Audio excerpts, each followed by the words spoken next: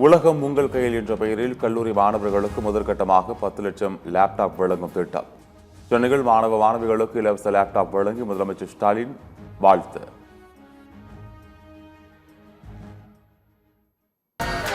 Photo op, please. Thank you, ma'am.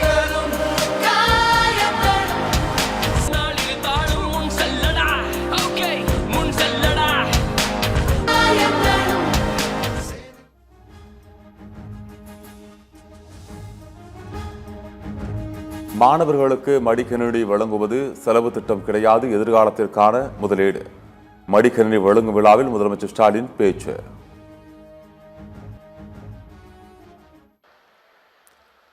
எங்களை பொறுத்தவரை இது செலவு திட்டம் கிடையாது, எதிர்கால தலைமுறையுடைய கல்வியில செய்யப்படக்கூடிய முதலீடு.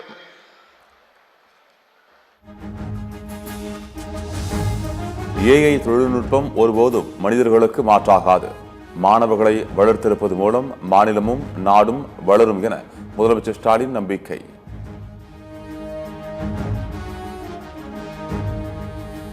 அரசு வழங்கும் லேப்டாப் மாணவர்களின் வாழ்க்கையில் நிச்சயம் கேம் சேஞ்சராக இருக்கும்.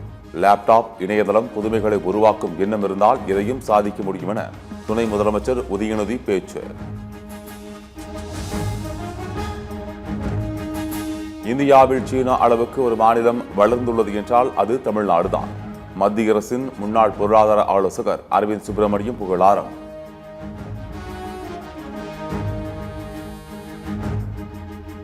சொத்துக்களை விற்றாவது படிக்க வைக்கும் பெற்றோர் இருப்பது நம்ம ஊரில் மட்டும்தான்.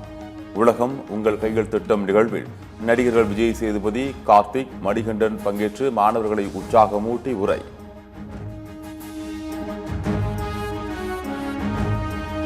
தமிழ்நாட்டில் அதிமுக ஆட்சி அமைவதை எந்த கொம்பனாலும் தடுக்க முடியாது. கள்ளக்குறிச்சி அதிமுக மகளிரணி எழுச்சி பொதுக்கூட்டத்தில் பொதுச் செயலாளர் எடப்பாடி பழனிசாமி உரை. இந்த கள்ளக்குறிச்சி பகுதியிலே கள்ளக்குறிச்சி மாவட்டத்தின் சார்பாக மகளிர் எழுச்சியை பார்க்கின்ற பொழுது ஆட்சி அமைந்து விட்டது. அதிமுக ஆட்சி அமைவதை எந்த கொம்பனாலும் தடுக்க முடியாது. திமுக ஆட்சியில் சிறுமி உட்பட யாருக்கும் பாதுகாப்பில்லை. தமிழ்நாட்டில் குற்ற சம்பவங்கள் அதிகரித்து விட்டதாக எடப்பாடி பழனிசாமி குற்றச்சாட்டு.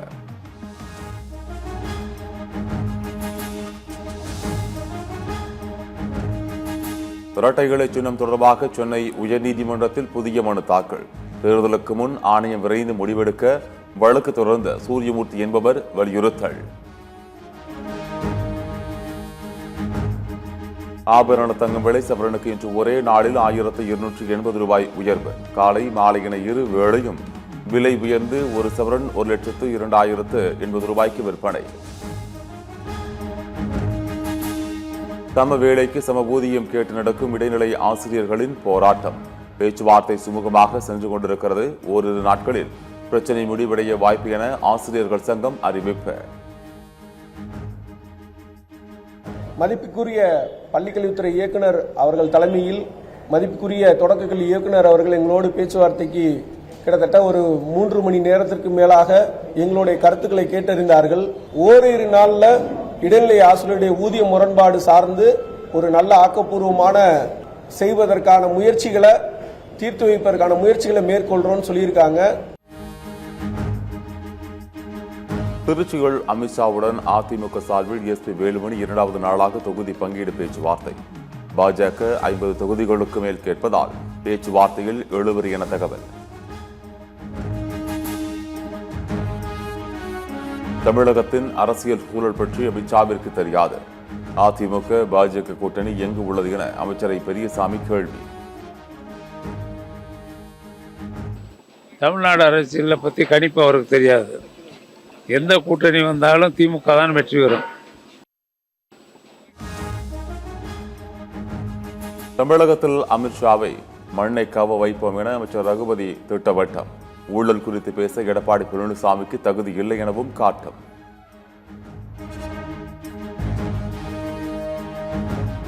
தமிழகத்தில் ஆட்சி அமைப்போம் என்ற அமித்ஷாவின் கனவு பலிக்காது. புதுக்கோட்டையில் உள்துறை அமைச்சர் அமித்ஷா பேசிய பேச்சு அநாகரிகமானது என சிபிஐ முன்னாள் மாநில தலைவர் முத்தரசன் பேட்டி.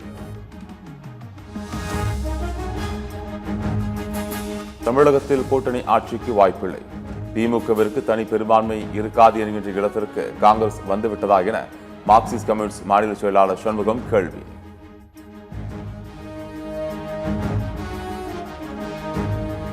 சென்னை பனையூர் அலுவலகத்தில் பல்வேறு கட்சிகளில் சேர்ந்தவர்கள் தாவேக தலைவர் விஜய் முன்னிலையில் கட்சிகள் இணைந்தனர்.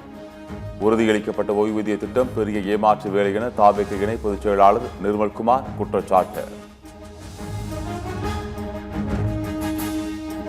தாவேக தலைவர் விஜய் சினிமா வசனம் பேசாமல் உருப்படியா ஏதாவது செய்ய வேண்டும். கூட்டணி இல்லாமல் தனியாக முதல்வர் ஆவது என்பது விஜய்க்கு சாத்தியமில்லை என தமிழிசை கருத்து.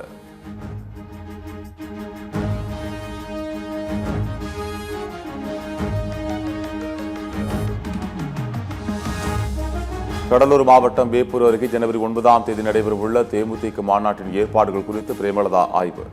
யாருடன் கூட்டணி என்பது மாநாட்டில் தெரிவிப்பேன் என பேட்டி. தமிழ்நாடு அரசு பள்ளி மாணவர்களின் பின்புல தகவல்களை சேகரிக்க அரசு பிறப்பித்த உத்தரவு ரத்து. உயர் நீதிமன்ற மதுரை கிளை உத்தரவு. சென்னையில் விதிமுறைகளை மீறி கட்டப்படும் கட்டடங்களை மாநகராட்சி கண்காணிக்கிறதா? சென்னை மாநகராட்சிக்கு உயர்நீதிமன்றம் கேள்வி. அமெரிக்காவின் ஒகியோ மாகாணத்தில் வசித்து வரும் துணை அதிபர் ஜேடி வான்ஸ் வீட்டின் மீது தாக்குதல். துப்பாக்கிச் சூட்டில் ஈடுபட்ட ஒருவரை கைது செய்து தீவிர விசாரணை.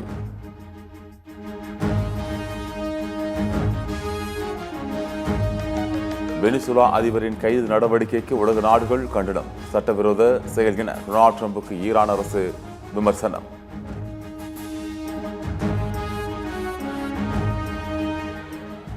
எந்த ஒரு தனி நாடும் உலக போலீஸாக செயல்பட முடியாது. வெனிசுலா அதிபர் மதுரோ அமெரிக்காவில் கைது செய்யப்பட்ட விவகாரத்தில் சீன வெளியுறவு அமைச்சர் கருத்து.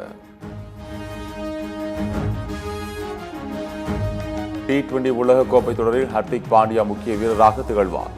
தென்னாப்பிரிக்க முன்னாள் வீரர் ஏவிடி வில்லியர்ஸ் ஆரூடம். விஜய் ஹசாரே கோப்பை தொடரில் எஞ்சிய போட்டிகளில் மும்பை அணி கேப்டனாக ஸ்ரேயாஸ் ஐயர் நியமனம். கேப்டனாக இருந்த சர்துல் தாக்கருக்கு காயம் ஏற்பட்டு விலகியதால் புதிய கேப்டன்.